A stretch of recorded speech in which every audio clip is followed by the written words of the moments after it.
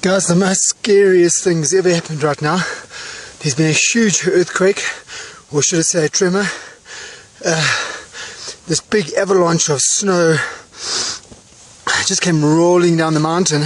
I ran like hell. This group managed to survive one of Nepal's most deadly earthquakes in 81 years. They are in good company. Shaun Wisedale is the first person from Africa to summit the highest mountain on each of the 7 continents.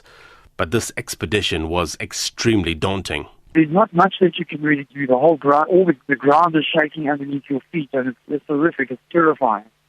Now, fortunately, where we were, is that we managed to dive into our tents, to thrash our jackets on quickly, and stand by the tents and just hope, and pray. I mean, one of the guys, Nico, was on his hands and knees praying.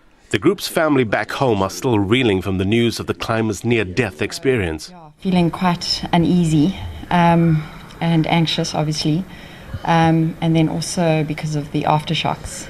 You kept phoning to say we're fine, but then there's also the aftershocks and the tremors and the fact that they're there and there are mountains all around them. So I was feeling uneasy. On the other hand, they're with Shaun, and if you're going to be in a situation like that, Shaun's the guy you want to be with.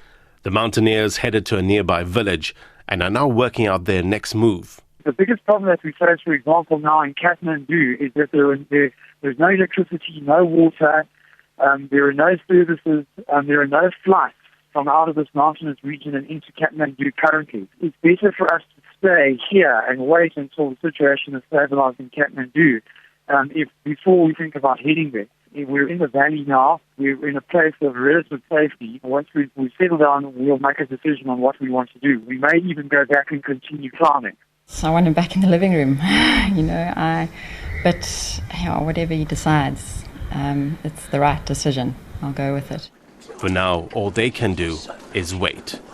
Blaine Herman, SABC News, Durban.